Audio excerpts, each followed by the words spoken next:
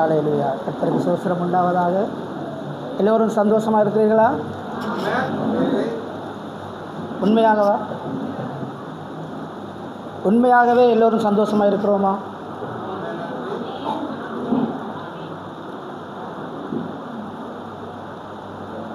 இல்லை.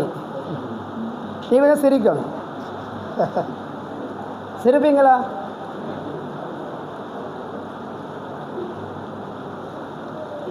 ஒரு பக்கம் சிரிப்பு இருக்கு, இந்த பக்கம் சிரிப்பு இல்லை. நாம் சந்தோஷமாக, கர்த்தருக்குள் சந்தோஷமாக இருங்கள், எப்பொழுதும் சந்தோஷமாக இருங்கள். வேதங்களுக்கு அதான் சொல்லிக் கொடுக்குறோம். ஒரு பாடல் இருக்கிற சந்தோஷம் பொங்குதே, சந்தோஷம் பொங்குதே. அந்த பல்லவியை பாடுவோமா?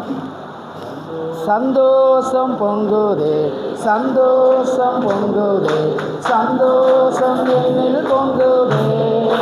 ஹல்லேலூயா. இயேசு என்னை ரட்சித்தார், முற்றும் என்னை மாற்றினார். சந்தோஷம் என்னில் பொங்குதே, சந்தோஷம் பொங்குதே, சந்தோஷம் பொங்குதே, சந்தோஷம் என்னில் பொங்குதே. ஹல்லேலூயா. இயேசு என்னை ரட்சித்தார், முற்றும் என்னை மாற்றினார். சந்தோஷம் என்னில் பொங்குதே. ஹல்லேலூயா. சந்தோஷம் என்னில் பொங்குதே. இயேசு என்னை ரட்சித்தார், முற்றிலும் என்னை. நாங்கள் மாறி இருக்கிறோமா?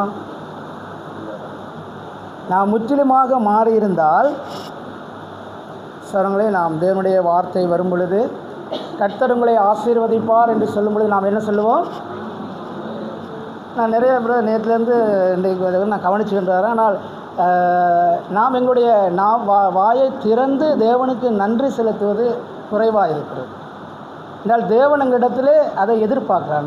நாம் ஆமேன் என்று சொல்வது, நாம் தேவனுடைய வார்த்தையை அப்படியே ஆகட்டும் என்று தேவனை நாம் அனுமதிப்போம். தேவன் எங்களுடைய வாழ்க்கையிலே செய்த ஒவ்வொரு காரியங்களிலே, தேவன் எங்களுக்கு செய்த எல்லா நன்மைகளுக்காக நாம் என்ன செய்கிறோம்? நான் நன்றி செலுத்தும் பொழுது தேவன் அதை ஏற்றுக்கொள்கிறார். அப்போ எங்களுடைய வாழ்க்கையிலே நாம் ஆண்டவருக்கு எப்பொழுதுமாக நன்றி உள்ளவர்களாய் இருக்க வேண்டும். அப்போ நாம் ஆமேன் சொல்ல கடமைப்பட்டிருக்கிறோம். அது சொல்வதற்கு நாம் தயங்கவோ வெட்கப்படவோ கூடாது. நாம் எல்லாம் தேவனுடைய பிள்ளைகளாக இருக்கிறோம். என்னென்று தான் நான் சங்கீத பாடல் பாடும் பொழுது நாம் என்ன செய்கிறோம்? ஒருவர் இருவர் நாம் மாத்திரமே கைகளை தட்டுகிறோம். நாம் கைத்தட்டி தேவனை, வேறு என்ன சொல்கிறது? 10 நரம்பு வீணையால் தேவனை. அப்போ 10 நரம்பு வீணை என்றால் எது? நமக்கு நம்முடைய கரங்கள் தானே தேவனுடைய 10 நரம்பு வீணையாக. அப்போ நாம் கைத்தட்டி தேவனை என்ன செய்கிறோம்? தேவனுக்கு நன்றி செலுத்த வேண்டும், ஆராதனை செய்யணும். அப்போ நாம் இந்த இடத்துல கூடியிருக்கிறது தேவனுக்கு நன்றி செலுத்த, ஆராதனை செய்வதற்காக கூடியிருக்கு. அதனால் சொல்லுங்களே, பாடல் பாடும் பொழுது நாம் ஒருவர் கைத்தட்டும் பொழுது மற்றவர்கள் நாங்கள் பார்த்து கொண்டிருக்க தேவையில்லை. தேவனுக்கு நாம் எங்களுடைய கரங்களினாலே ஆண்டவருக்கு நாம் நன்றி செலுத்துவோம். மற்றவங்களை ஆசீர்வதிப்பானாக. நாம் ஒரு விசை நாம் ஜெபித்து விட தேவனுடைய வார்த்தை கூட கடந்து செல்லலாம். ஹல்லேலூயா.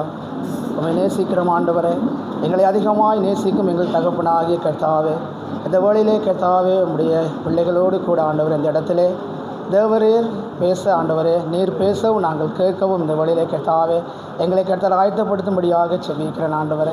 கர்த்தாவே, இப்படியான ஒரு தேவனுடைய ஐக்கியத்திலே ஆண்டவரே, இதோ சகோதரர்களாய் ஒருமித்து வாசம் பண்ணுவது எத்தனை நன்மையாக இருக்கிறது, அது எவ்வளவு இன்பமாக இருக்கிறது ஆண்டவரே. விதமான ஒரு காரியத்தை இன்று ஆண்டவரே இந்த உலக மக்களுக்கு நீர் கொடாமல் கர்த்தாவே உம்முடைய பிள்ளைகளாய் எங்களுக்கு நீர் கொடுத்துறவைக்காக கொடான கொடி நன்றி செலுத்துகிறோம் ஆண்டவரே. கர்த்தாவே, இந்த வேளையிலும் கூட ஆண்டவரே உம்முடைய வார்த்தையை ஆண்டவரே நீர் ஆசீர்வதி தரும்படியாக செபிக்கிறேன் கர்த்தாவே. நான் அல்ல, என்னுடைய சுயமானது ஒன்றுமே இல்லை கர்த்தாவே. என்னுடைய சுயத்தை சாம்பலாக மாற்றி ஆண்டவரே என் நாவை தேவன் பிடித்துக்கொண்டு பேசும்படியாக செபிக்கிறேன் ஆண்டவரே. கர்த்தர் என்னை முற்றிலுமாக ஆண்டவரே நீர் விடுதசனம் பண்ணும்படியாக செபிக்கிறேன் ஆண்டவரே. உடைய வார்த்தையை கேட்கிற ஒவ்வொரு பிள்ளையுடைய இருதயத்தை செவியும் தேவன் விடுதசனம் பண்ணும்படியாக செபிக்கிறேன் ஆண்டவரே. அப்பா, நீர் எங்களோடு கூட இருந்து எங்களை நடத்தும்படியாக என் கர்த்தரை மேய்ப்பருகின்ற ரட்சகருமாகிய இயேசு கிறிஸ்து சர்வ வல்லமையுள்ள நாமத்தினாலே எங்கள் யாவரையும் தாழ்த்து கேட்டு செபிக்கிறேன்.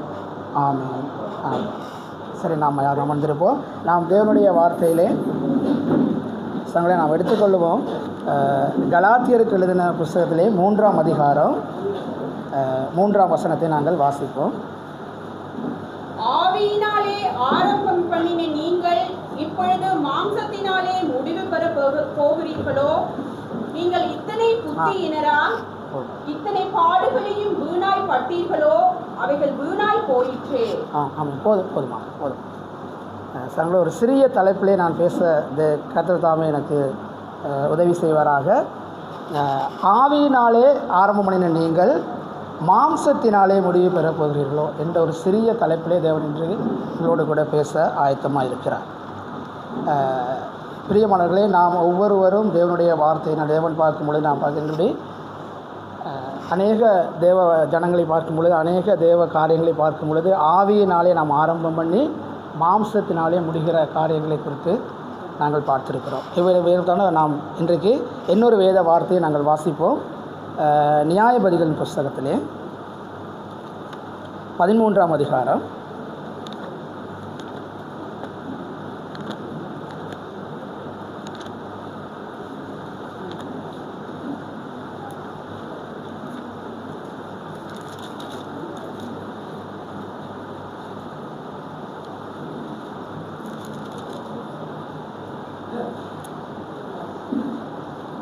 1 வசனத்திலிருந்து 1 வசனத்தையும்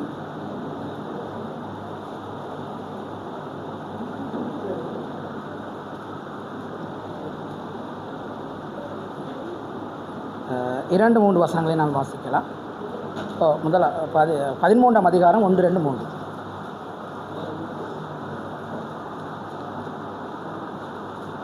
இஸ்ரவேல் புத்திரர் மறுபடியும் கர்த்தரின் பார்வைக்கு பொல்லாப்பானதை செய்தபடியால் கர்த்தர் அவர்களை 40 வருஷமளவும் பெலிஸ்தர் கையில் ஒப்பு கொடுத்தார். 1-2-3 வரை. அப்பொழுது தான் வம்சத்தானாகிய சோரா ஊரானான ஒரு மனுஷன் இருந்தான். அவன் பேர் மனோவா. அவன் மனைவி பிள்ளை பெறாத மலடியாய் இருந்தாள். கர்த்தருடைய தூதனானவர் அந்த ஸ்திரீக்கு தரிசனமாகி அவளை நோக்கி, இதோ பிள்ளை பெறாத மலடியான நீ கர்ப்பம் தரித்து ஒரு குமாரனை பெறுவாய். போதும். சரி, நாங்கள் வாசிக்கிறோம். இப்போ நாங்கள் சர்வலை இந்த வேதவாசனை நாங்கள் பார்க்குறோம். மனோவாவும் அவருடைய மனைவிக்கு என்னது பிள்ளை இல்லாது இருந்தது. இப்போ தேவன் என்ன செய்கிறார் என்றால் அவருக்கு ஒரு பிள்ளையை கொடுக்கிறார். அவர் தான் யாராக இருக்கிறார்? அந்த பிள்ளை யார்? சிம்சோன். சிம்சோனை பற்றி தான் நாம் இன்றைக்கு பேச போகிறோம். சிம்சோன் அவனுடைய ஆரம்பம் எப்படியா இருக்கிறது? ஆவியினாலே அந்த தேவன் சிம்சோனை தெரிந்து கொண்டதின் நோக்கம் என்ன? பெலிஸ்தருடைய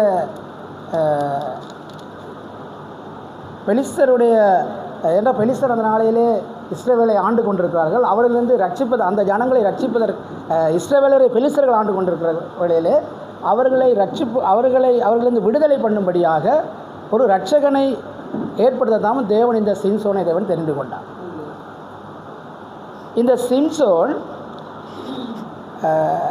தேவன் ஒரு திட்டத்தை கொடுக்க அவருடைய அப்பா மனோவாக்கும் அவருடைய மனைவிக்கும் சொல்கிறபடி ஒரு காலம் வரும்பொழுது உங்களுக்கு ஒரு குமாரன் பிறப்பான் என்று சொல்லுகிறார்.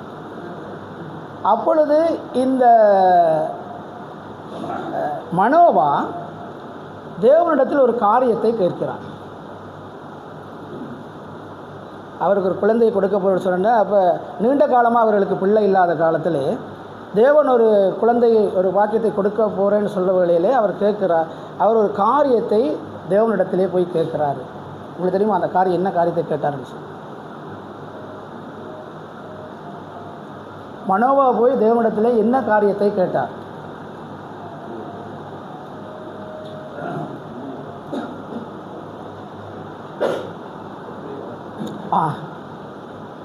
இந்த பிள்ளையை நாங்கள் எப்படி வளர்க்க வேண்டும் அதை நாங்கள் வாசிக்கலாம். 8ஆம் வசனம்.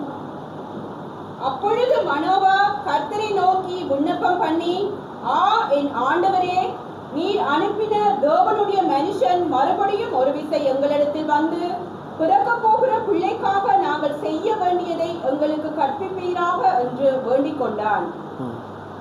தேவன் மனோவாவின் சத்தத்துக்கு செவி கொடுத்தார். அந்த ஸ்திரீ வயல்வெளியில் இருக்கும் போது தேவனுடைய தூதனானவர் திரும்பவும் அவளிடத்தில் வந்தார். அப்பொழுது அவள் புருஷனாகிய மனோவா அவளோடு இருக்கவில்லை. ஆகையால் அந்த ஸ்திரீ சீக்கிரமாய் ஓடி, இதோ அன்று என்னிடத்தில் வந்தவர் எனக்கு தரிசனமானார் என்று தன் புருஷனுக்கு அறிவித்தாள். அப்பொழுது மனோவா எழுந்திருந்து தன் மனைவியின் பின்னாலே போய் அவரிடத்திற்கு வந்து, இந்த ஸ்திரீயோடே பேசினவர் நீர்தானா என்று அவரிடத்தில் கேட்டான். அவர் நான் தான் என்றார். அப்பொழுது மனோவா, நீர் சொன்ன காரியம் நிறைவேறும் போது அந்த பிள்ளையை எப்படி வளர்க்க வேண்டும், அதை எப்படி நடத்த வேண்டும் என்று கேட்டான். போதும். இப்பொழுது நான் பார்க்குறோம், இந்த மனோவா என்ன செய்கிறார்னா, தாயும் தகப்பனும் 2 பேரும் சேர்ந்து இந்த பிள்ளையை நாங்கள் எப்படி வளர்க்க வேண்டும் என்று கேட்கிறார். சிம்சோனை அவருடைய தாயும் தகப்பனும் எப்படி வளர்த்திருப்பார்?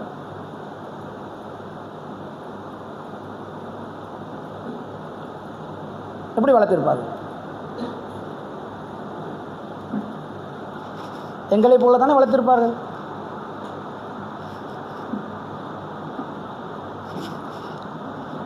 என்ன சொல்கிறார்?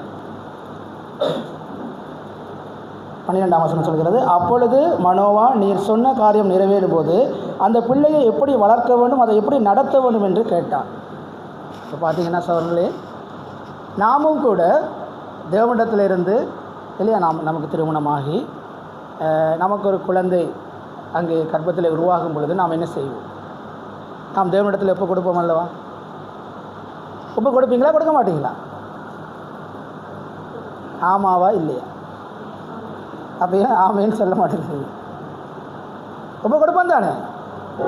நாம் ஒவ்வொருவரும் எங்களுடைய பிள்ளையை நாம் என்ன செய்வோம்? தேவனுடைய கரத்தை நாம் ஒப்பு கொடுப்போம். அது பிறந்து வளர்ந்து தேவனுடைய பார்வையிலே உண்மையும் உத்தகமாய் நடக்கணும்னு நாம் ஒப்பு கொடுப்போமா இல்லையா? இதே விதமாகத்தான் இந்த மனோவாவும் தேவனுடைய வார்த்தையினாலே, அவன் தேவனிடத்திலிருந்து வார்த்தையை கேட்டு அந்த வார்த்தையின்படி இந்த சிம்சோனை வளர்த்தான். வேதம் சொல்லுகிறது, தேவன் சிம்சோனோடு கூட இருந்தார். தேவனுடைய ஆவியானவர் அவரோடு கூட இருந்தார். இப்போ மனோவாவும் தேவனும் மனோவாவும் கூட அந்த தேவன் கூட இருந்து தான் வளர்க்குறார். தேவனுடைய வார்த்தை தான் என்ன செய்கிறது? பிள்ளைகளை வளர்க்குறது. இப்போ காரியம் இதுவல்ல, தேவனுடைய திட்டம் என்னவா இருந்தது?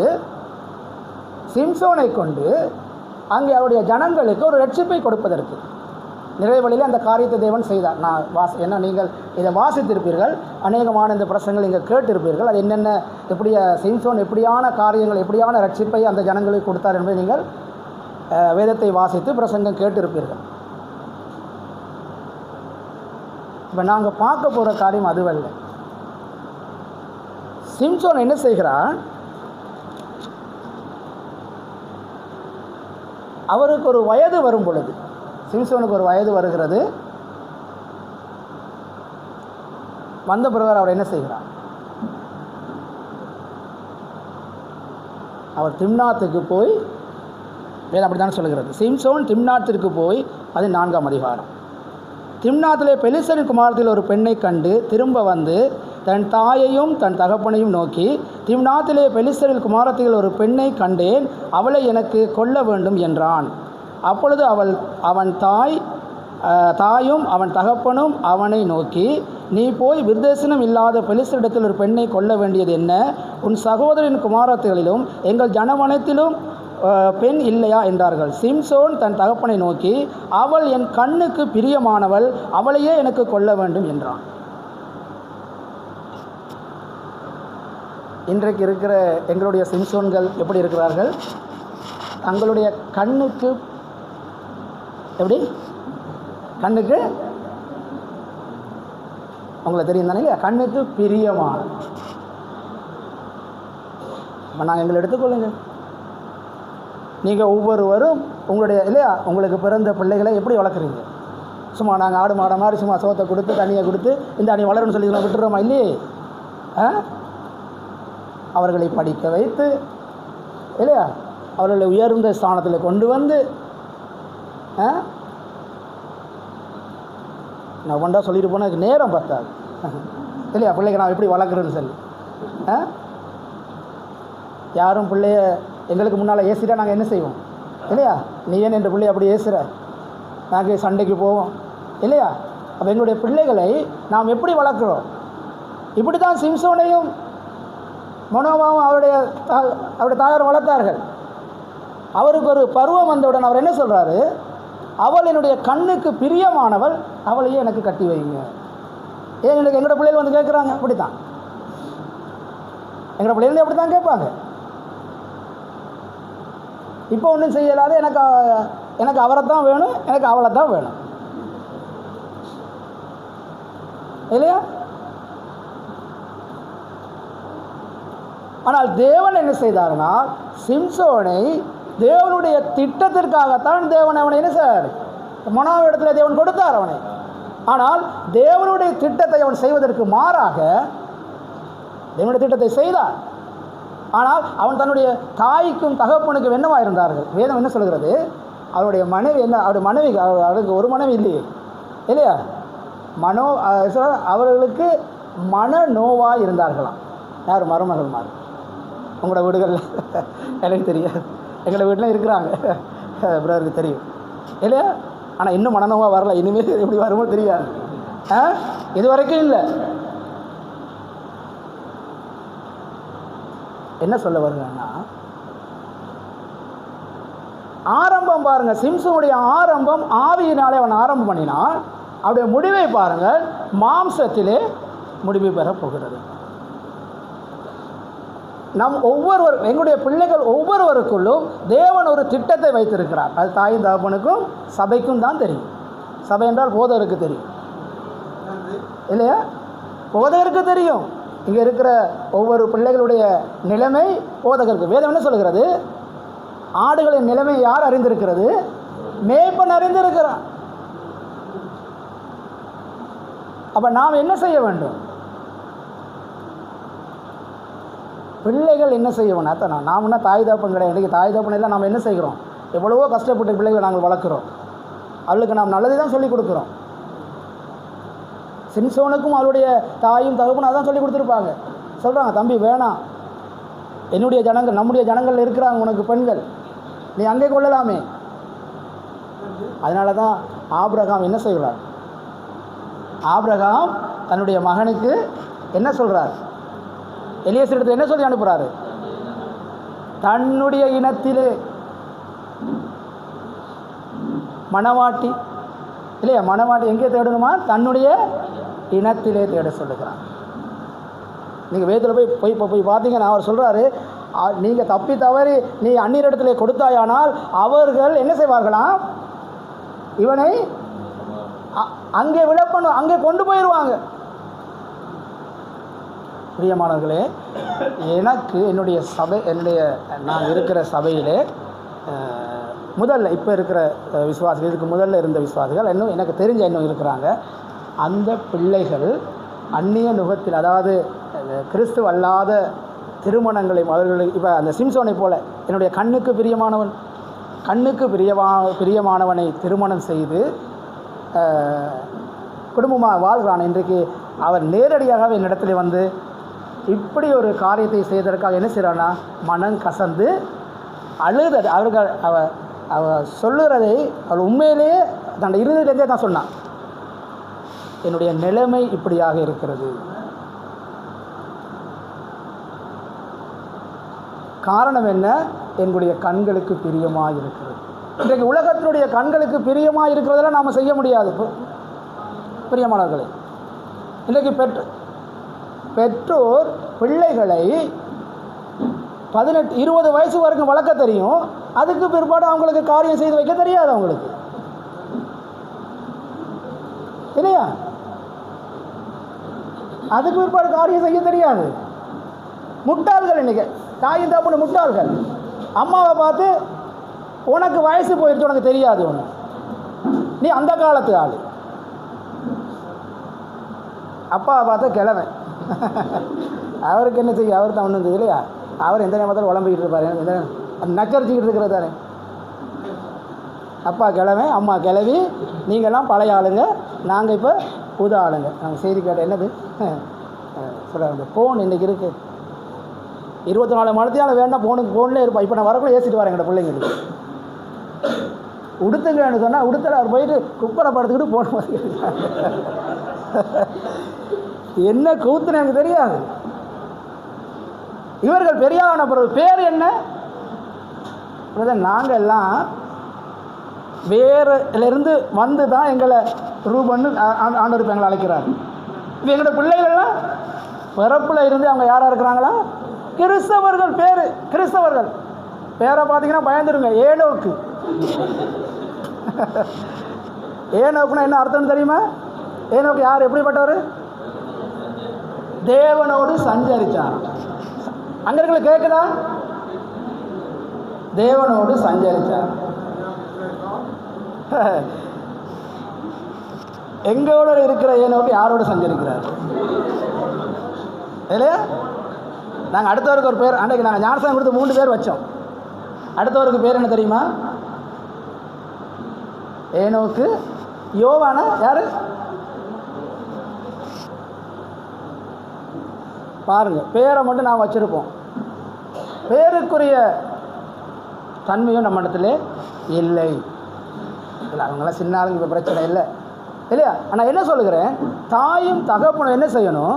அவங்க எவ்வளவோ கஷ்டப்படுற உங்களை நல்ல இடத்துக்கு கொண்டு வரதுக்கு. நல்ல இடம்னா தேவனுடைய வார்த்தையிலே வளருங்க, நீங்கள் பெரிய ஆள் ஆறுங்க இல்லையா? தேவனுடைய வார்த்தையிலே வளருங்க, உண்மையாக இருங்க. ஒவ்வொரு தாயும் தகப்பனும் எந்த மகனாவது இல்லையா கீழே இருக்க விருப்பப்படுவானா? இல்லை. நான் என்னுடைய மகனை பார்த்து என்ன சொல்லுவேன்? எப்பயாவது ஆண்டவர்களுக்கு எப்பயாவது என்னுடைய மகன் யாராக இருக்கணும், என்னை போல ஒரு ஊழியக்காரன் இருக்குன்னு நினைப்பேன்னா நினைக்க மாட்டேன். நினைப்பேன். அது நடக்குதோ இல்லையோ, ஆனால் நான் நினைப்பேன் இல்லையா?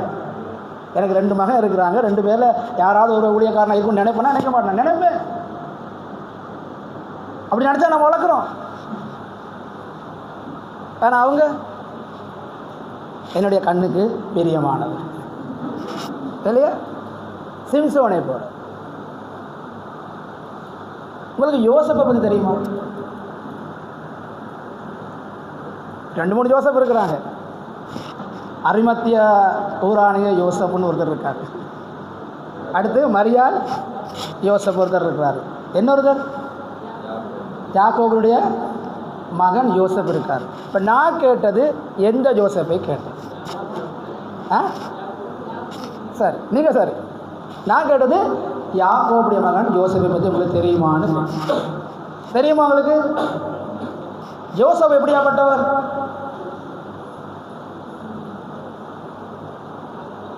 ஒரு ஜோசப் எப்படியாப்பட்டவர்? எப்படியாப்பட்டவர்? அவர் தன்னுடைய தகப்பனுக்கு மிகவும் பிரியமானவராக நடந்தார். 12 பிள்ளைங்க இருக்கிறாங்க. 12 பேரில் ஜோசப் மிகவும் பிரியமானவர். என்ன காரணம்? அவன் தகப்பனுக்கு எல்லா விதத்திலும் கீழ்ப்படிந்து இருக்கிறதை நாங்கள் பார்ப்போம். அது மட்டும் கிடையாது, ஜோசப்புக்கு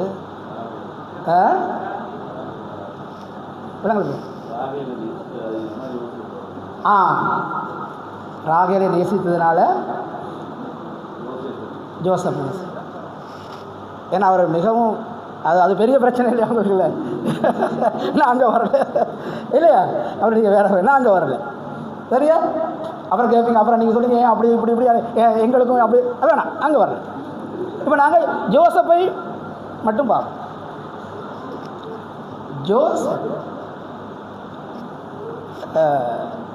ஜோசப்புக்கு நல்ல இளைஞனாக இருக்கிறான். அந்த வழியில் தான் அவங்க என்ன செய்கிறாங்க, சகோதரமாரெலாம் சேர்ந்து இல்லையா கொண்டை குழியில் போட்டு எகிப்துக்கு வித்துடுறாங்க. இப்படி நிறைய காரியம் நடக்குது. ரைட், அதெல்லாம் சரி, அதெல்லாம் கேட்டுட்டோம். நம்ம நிறைய பிரசங்கெல்லாம் கேட்டுருப்போம். ரைட், நான் சொல்ல வர அது இல்லை. ஜோசப் ஒரு வாலிபனாக இருந்து அவருக்கு ஒரு சோதனை நடக்குது, தெரியும் தானே உங்களுக்கு?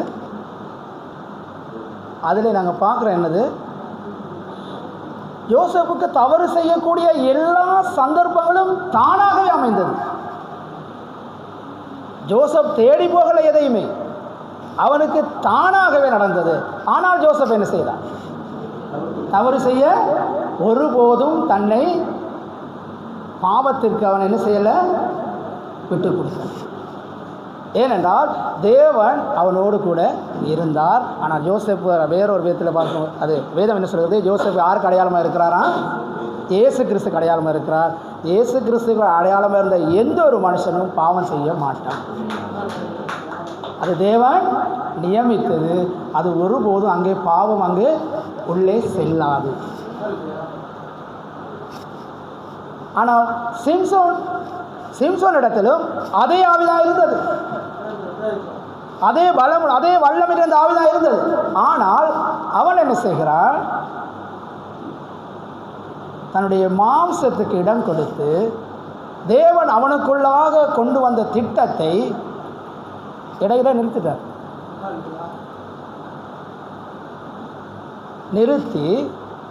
நிறுத்தினபடியினாலே கடைசியில் அவனுடைய வாழ்வு, அவனுடைய மரணம் எப்படி நடந்தது? அதனால தான் வேதம் சொல்கிறது, ஆவியினாலே ஆரம்பம் பண்ணின நீங்கள் மாம்சத்தினாலே முடிவு பெற போகிறீர்களோ, இத்தனை புத்திகீனரா.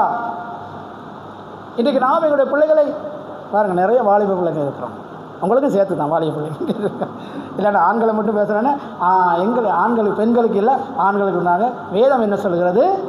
ஆண் பெண் என்ற வித்தியாசம் இல்லை. காலையில் பிரசங்கம் கேட்டால் யார் எங்கேருந்து வந்தீங்களா நீங்கள்லாம்? ஆதாமுக்குள்ளே இருந்து தான் வந்தீங்க அப்படிங்கிறது இல்லையா?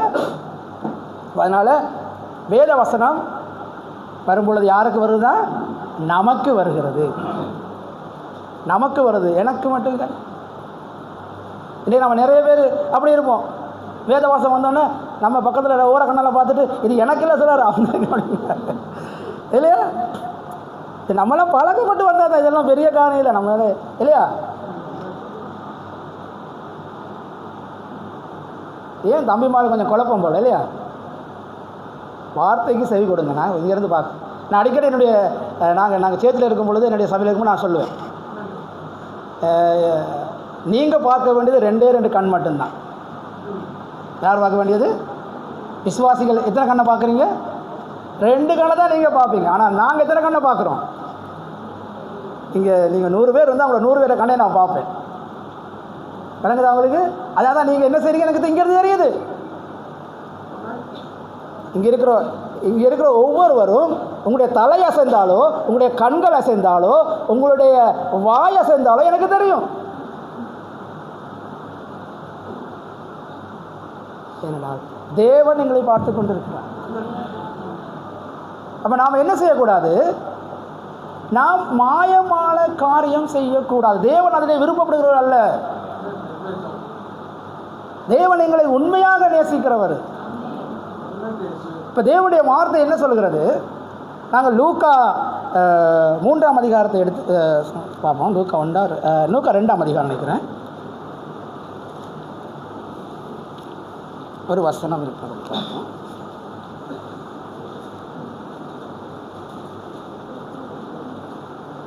லூக்கா 2:51 வசனத்தை வாசம். பின்பு அவர் அவர்களுடனே கூட போய் நாசரேத்தூரில் சேர்ந்து அவர்களுக்கு கீழ்ப்படிந்திருந்தார். அவருடைய தாயார் இந்த சங்கதிகளை எல்லாம் தன் இருதயத்திலே வைத்துக் கொண்டார்.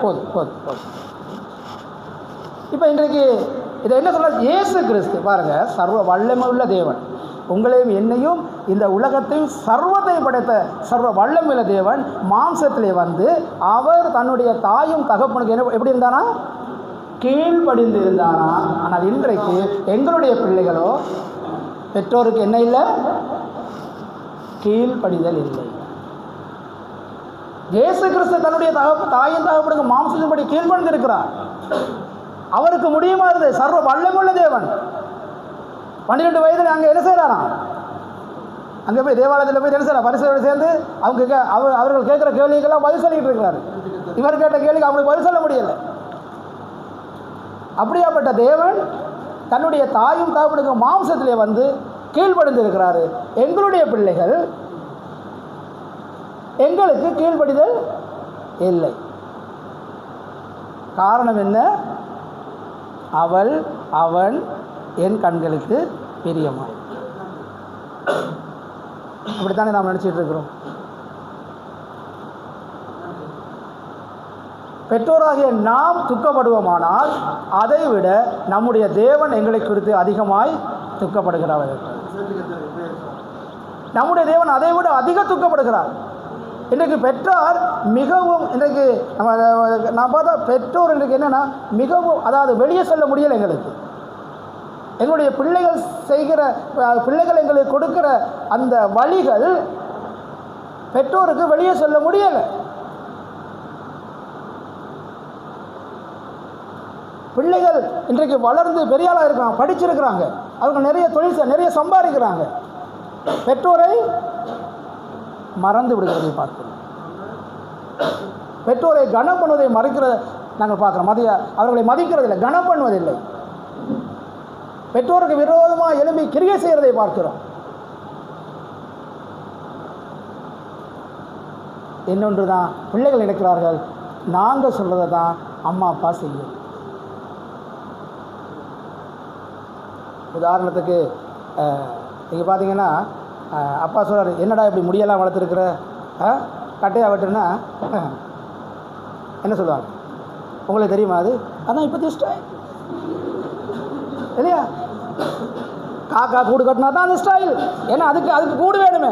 காக்கா தான் கூடு கட்டாது, சரி குயில் தானே கூடு கட்டாது. இன்றைக்கி அது மாறி போயிடுச்சு. குயில் தான் கூடு கட்டாது, இவங்க காக்கா கூடு கட்டுறதுக்கு தலையை வச்சு பேரு கிறிஸ்தவன், பேரு தாவீது இல்லையா?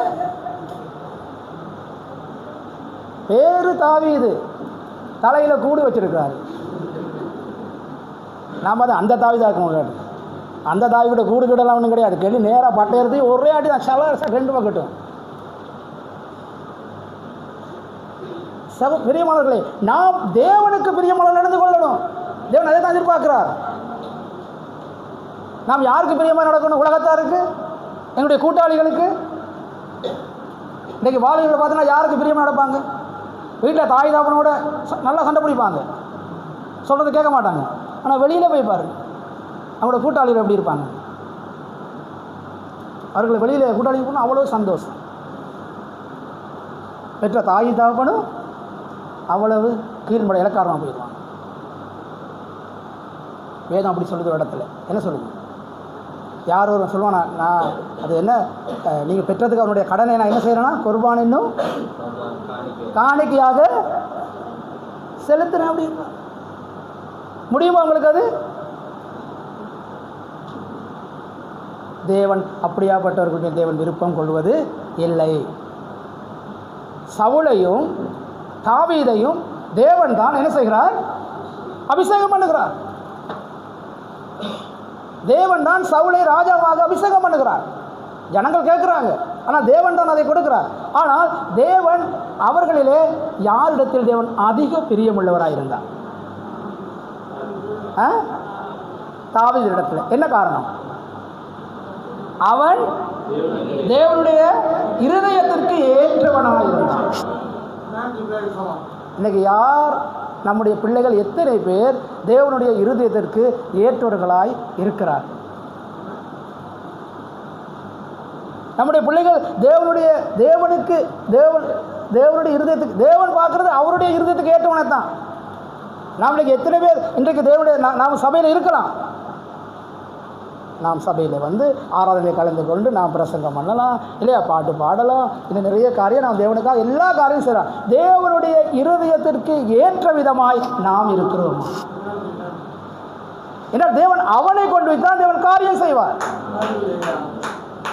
தேவன் அவனை கொண்டு தான் தேவனுடைய திட்டத்தை நிறைவேற்றுவார். சும்மா ஒன்று வந்து நாங்கள் வந்து இல்லையா, அது என்ன சொல்வார்கள், இந்த கதையெல்லாம் சொல்லுவாங்க இல்லையா, கதை கேட்கனா ரொம்ப எனக்கு நல்லா விருப்பம் போல். நீங்கள் கதை கேட்க விருப்பம் போல் இப்படியே கதையை கேட்டு அந்த பாட்டி வடை சுட்ட கடை மாதிரி கதையை கேட்டு கேட்டு கேட்டு இல்லையா, கடைசியில் நாம் யார் ஏமாந்ததான் நிறைய கடைசியில் ஏமாந்து போயிடும். அதனால் இந்த கதை சொல்வதெல்லாம் கேட்காதுங்க, நான் கதை சொன்னால் கேட்காதுங்க, கடைசியில் ஏமாந்து போயிடும். தேவன் உங்களுக்கு என்ன சொல்கிறாரோ அதை மட்டும் கேளுங்க. தேவனுடைய வார்த்தை என்ன சொல்கிறது அதை நாம் கேட்போம். ஏன்னா இன்றைக்கி அநேக என்ன நடக்குதுன்னா, பிள்ளைகள் என்ன செய்கிறார்கள், பெற்றோர் அவர்கள் சொல்வதை கேட்க வேண்டும் என்று நினைக்கிறார்கள். ஆனால் இன்றைக்கி சில பெற்றோர் அப்படி தான் இருக்கிறோம். அந்த சொல்லுவாங்களே, எனக்கு வெல்லவும் முடியலை முழுங்கவும் முடியலை அப்படி, இப்படி தான் அந்த 2ஆம் கட்ட நிலைமையில் இருக்கிறது. நாம்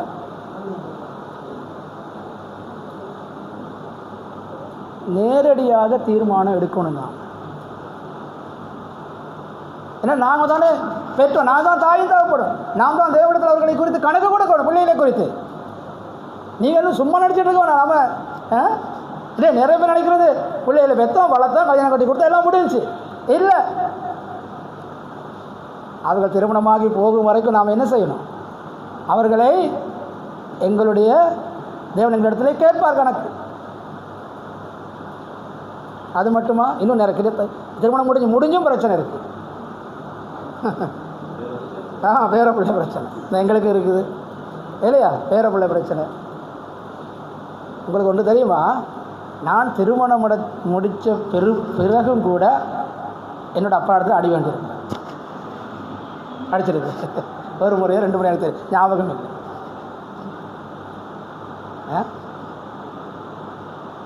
அவங்க ஏன் அடிக்கிறாங்கன்னா, ஏதாவது எங்கள்கிட்ட இருந்திருக்கும் தவறு இல்லையா, இல்லாட்டி பண்ண சும்மா அடிக்க மாட்டாங்களே, அப்படி சும்மா வந்து ஏதாவது பேச மாட்டாங்க.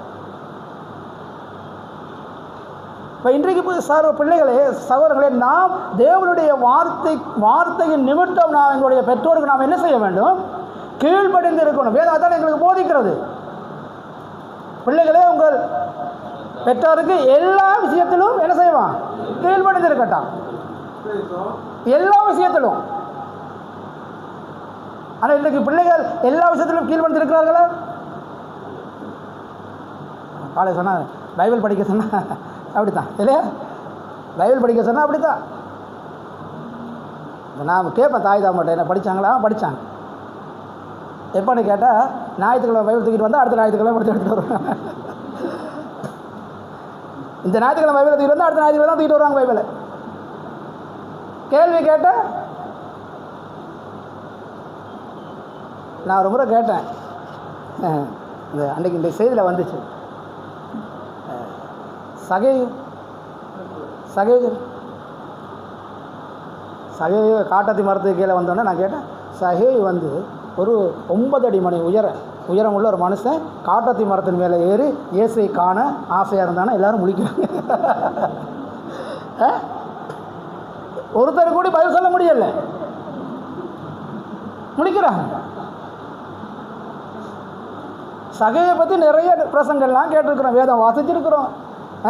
குள்ளமான மனுஷன், அப்போ யாராவது சொல்லியிருக்கலாம் தானே, இல்லையா 9 அடி இல்லையா 6 குள்ளமானவர் தான். நீங்கள் வேதாகமத்தை தூங்க வச்சுட்டு நீங்கள் என்ன செய்கிறீங்க,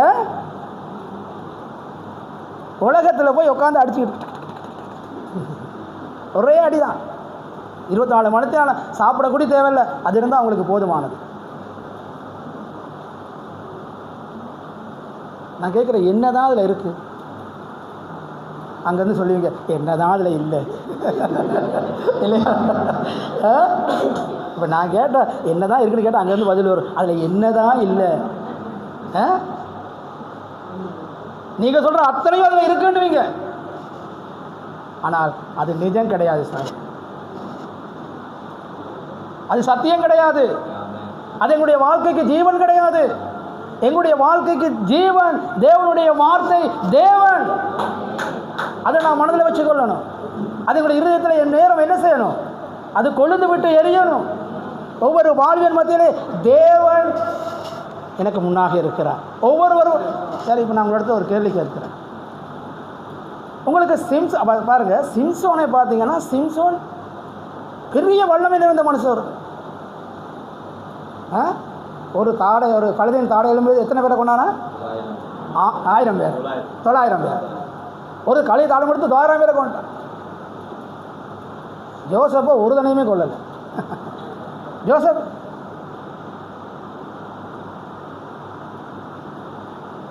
இந்த 2 பேரில் உங்களுக்கு அதிகமாக பிடிக்கும் யாரை?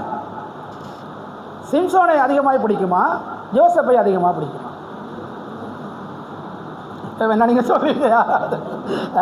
இப்போ கேட்டால் சொல்லுவீங்க சரி. யாரை பிடிக்கும் உங்களுக்கு? சிம்சனை பிடிக்காது. ஏன்? நான் அப்படி தான் சொல்லுவேன் இல்லையா? எங்களுக்கு யோசப்பை தான் பிடிக்கணும். இங்கே இருக்கிற ஒவ்வொருவரும் யாராய் மாறணுமா? யாரை மாறணும்? ஜோசப்பை போல மாறணும். சரி, ஆனால் சிம்சோனை போல பலமுள்ளவர்களாக இருக்கணும் இல்லையா? சிம்சோன் பலமுள்ளவன். அவனோட சிம்சோனுடைய மாம்ச பலன் எங்களுக்கு அவசியம் இல்லை. விளங்குதா? சிம்சனுடைய மாம்ச பலன் எங்களுக்கு ஒன்றுக்குமே உதவாது. அவனிடத்தில் மாம்ச பலன் இல்லை. தேவனுடைய ஆவி வந்தவர் தான் அவனுக்கு அந்த பலம் வரும். அவனுக்கு அது அந்த ஆவியானவருக்கு போட விற்பானுக்கு பலன் இல்லை. அவன் சாதாரண ஒரு மனிதன் எங்களை போல. ஆனால் ஜோசப்பு அப்படி இல்லை. ஜோசப் தேவனுடைய வார்த்தைக்கு பயந்து இல்லையா? அவனுக்கு பாவம் அவனை தேடி வருகிற வேளையிலே கூட அவனை என்ன செய்கிறான்? அதையெல்லாம் உதறி தள்ளி விட்டு வெளியே போனால் அவனுக்கு தெரியும். பாருங்க, ஒரு மனிதன் எப்படி வெளியே போகிறான், எந்த கோலத்தில் அவன் வெளியே போகிறான். அவனுக்கு மரணம் கூட நடக்கலாம். ஆனால் அவன் எதுக்குமே பயம் இல்லாமல் அந்த பாவத்தை அவன் செய்யாதபடிக்கு வெளியே போ. இன்னைக்கு எத்தனை பேர் நாம் யோசப்பை போல இருக்க விரும்புகிறோம்? வேதம் வாசிக்கணும், சத்தியத்தை விசுவாசிக்கணும்.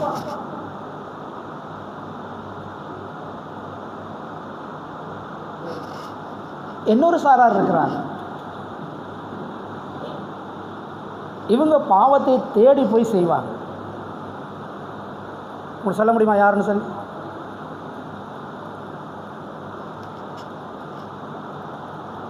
இவங்க கீழ்படியவே இல்லை. தகவல் எவ்வளோ சொல்கிறாரு, மக்களே இது வேண்டாம், இந்த காரியம் வேண்டாம். யாருன்னு தெரியுமா உங்களுக்கு? ஏலியின் மகன்.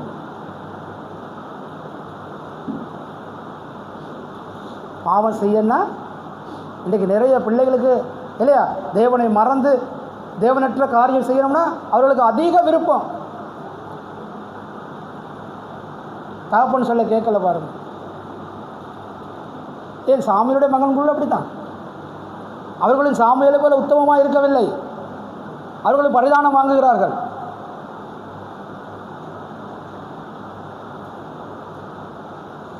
அதைவிட இன்னும் 4 புருஷர்கள் இருக்கிறார்கள், தேவ ஆவியினாலே உள்ளவர்கள். அவர்களை தெரியும் தானே உங்களுக்கு? அவர்கள் யார்? இன்னும் 4 புருஷர்கள் இருக்கிறார்கள். அவர்களும் தேவ ஆவியினாலே நடத்தப்படுகிறவர்கள். யாரு? ஷாத்ராக், மேசாக், ஆபேத்நேகோ, தானியேல். இவர்களும் வாலிபர்கள் தான். இதுக்கு எவ்வளோ வாலிபர்கள் இருக்கிறீங்க? எங்கே நாம் ஆவியினாலே நடக்கிறோமா? பிரியமானவர்களே, நாம் ஆவியினாலே நடத்தப்பட வேண்டும். நாம் பரிசுத்தம் பாருங்க. ஜோசப்பிடத்தில் இருந்ததும் அதே ஆவியானவர் தான். சிம்சோனிடத்தில் இருந்தவரும் அதே ஆவியானவர் தான். ஷாத்ராக், மேசாக், ஆபேத்நேகோ, தானியேலிடத்திலிருந்தும் அதே ஆவியானவர் தான் இருந்தார். ஏன் இன்றைக்கு உங்களுக்குள்ளும் எனக்கும் நம்ம எல்லோருக்கும் இருக்கிறதும் அதே ஆவியானவர் தான். அவர் கிரியை செய்யவில்லை, எங்களோடு செய்கிறார். நாங்கள் கீழ்ப்படிந்தால், நாம் தேவனுடைய இருதயத்திற்கு ஏற்றவர்களாக இருப்போமானால் தேவன் எங்களை என்ன செய்வாரா? நடத்துவார். நாம் தேவனுடைய இருதயத்துக்கு ஏற்றவர்களாக இல்லாத பொழுது நாம் செய்வது எதையுமே தேவன் என்ன செய்ய மாட்டானா? வாய்க்க பண்ண மாட்டான். அது நிச்சயமாக தேவன் கொடுக்க மாட்டான். தெரிஞ்சுக்கொள்ளணும். அவருடைய வார்த்தைக்கு நாம் பயந்து நடக்காத வரைக்கும் தேவன் எங்களை கனம் பண்ணுவதில்லை. அதை ஒருபோதும் தேவன் எங்களை கனம் பண்ணுவதில்லை. நாம் தேவனுடைய வார்த்தைக்கு பயந்து நடக்கிறோம். கர்த்தருக்கு விருப்பமில்லாத எந்த காரியத்தை நாம் என்ன செய்யக்கூடாது? செய்யக்கூடாது. திரும்ப நாம் என்ன செய்வோம்? ஆண்டவர் மேலே எங்களுக்கு நிறைய குற்றம் சொல்கிற பழக்கம் இருக்குது. ஆதாமை போல. ஆதாம் என்ன செய்தாரா? தேவன் ஆதாமிட கேட்டார், நான் தான் உனக்கு சொன்னேன் தானே இதை சாப்பிட வேணாம்னு சொல்லி ஏன் சாப்பிட்டேன்னு கேட்டால் என்ன சொன்னேன்? அதான் சொன்னார், மனைவி சாட்டி விட்டேன், இன்னொருத்தனை சாட்டி விட்டுருக்குது. இன்றைக்கி நாம் அப்படித்தானே, எதண்டாலும் பிரச்சனை அப்படி இப்படி வந்த பிறகு பார்க்குறது யாருடா இருக்கிறான்னு பார்த்து டக்குன்னு அவங்க மேலே சாட்டி விட்டுறது. இவங்கனால தான் நான் இதை இப்படி ஆனேன், இவங்கனால தான் என் பிள்ளை இப்படி ஆச்சு, இவங்கனால தான் என் புருஷன் இப்படி ஆகிட்டான், இவங்கனால தான் என் மனைவி இப்படி ஆகிட்டான். மற்றவங்க மேலே யாரும் மேலே சாட்டி அப்படியே போயிடுது. ஆதாம் தேவன் கேட்கும்போது சொல்லுகிறான், நீங்கள் தான் அவனோட கொடுத்தீங்க, அவள் தான் சாப்பிட்டா, நானும் சாப்பிட்டேன், அவனும் சாப்பிட்டு கூட நானும் சாப்பிட்டேன். சாமுவேல் வந்து சவுலிடத்தில் கேட்கும் பொழுது ஏன் இந்த காரியம் இப்படி செஞ்சேன்னு சொன்னால், எதற்காக நீ இப்படி செஞ்சேன்னு சொன்னால், நான் எனக்காக ஒன்றும் கொண்டு வரல, நீங்கள் கொடுத்தீங்களே ஜனம், அவங்க பலியிடத்தான், அவனும் அதைத்தான் சொல்கிறான். சாமுவேல் அதைத்தான் சொல்கிறான், சவுல் அதுதான் சொல்கிறான். ஆனால் எல்லா காரியத்தையும் செய்தது சவுல், பழிய போட்டது யார் மேலே? அந்த ஜனங்கள் மேலே. இன்றைக்கு அப்படி தான் நாமும் நிறைய வேளை நாம் தவறு செய்து விட்டு மற்றவர்களை மேலே சாட்டி விட்டு நாம் என்ன செய்வோம்? கம்முன்னு வந்து உட்காந்துருக்கோம். என்ன சொல்லுவாங்க அதை போல் கம்முன்னு வந்து உட்காந்துருப்போம் சபையில். எங்களுக்கு ஒன்றுமே தெரியாத மாதிரி, எங்களுக்கு ஒன்றும் தெரியாது, தெரிகிறவர்கள் பார்த்துக்கிட்டு இருக்காரு. அவங்க எங்கள் ஒவ்வொருவரையும் வேதம் என்ன சொல்லுது? நீதிமான்கள் மேல் தேவன் என்னமா இருக்கிறாரா? கண்ணோக்கமாக இருக்கிறார். தேவன் எங்கள் ஒவ்வொரு மேலும் கண்ணோக்கமாக இருக்கிறார். நாங்கள் செய்கிற ஒவ்வொரு காரியமும் தேவனுடைய பார்வையில் அங்கே வெளியரங்கமாக இருக்கிறது. வேதம் சொல்கிறது எங்களுக்கு அது ஒன்றும் மறைபொருளாக இல்லை. ஒருவேளை நான் செய்கிறது உங்களுக்கு மறைவாக இருக்கலாம் இல்லையா? ஆனால் தேவன் என்ன செய்கிறாரா? என்னை பார்த்து கொண்டிருக்கிறேன்னு சொல்கிறார்.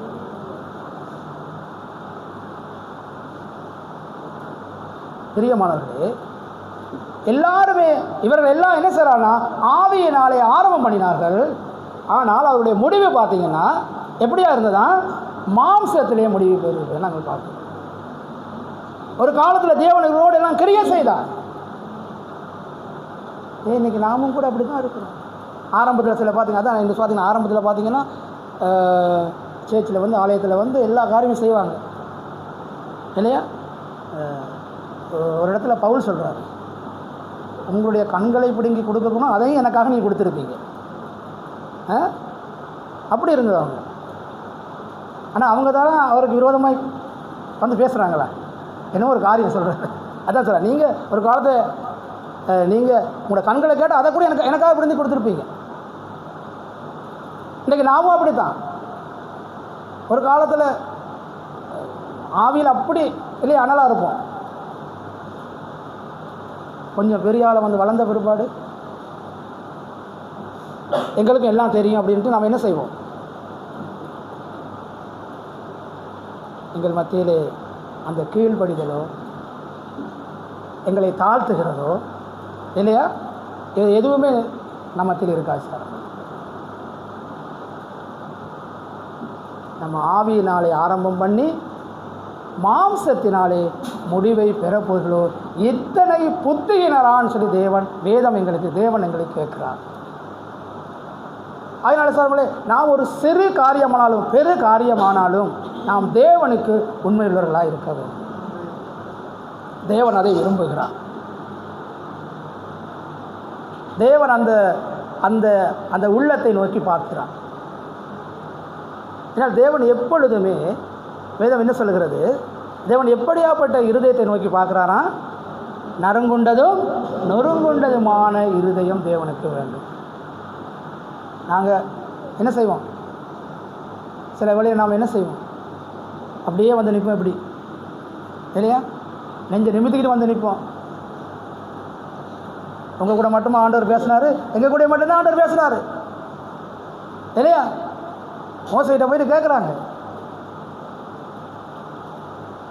மோசையை கொண்டு போய் ஏன் எங்கள் கூட தான் ஆண்டவர் பேசினார்? ஆண்டவர் என்ன சொன்னார்? கொஞ்சம் விலகு மோசே, கொஞ்சம் விலகு. அதனால் தேவனோடு நாம் விளையாடக்கூடாது. புரிகிறதா அவங்களுக்கு?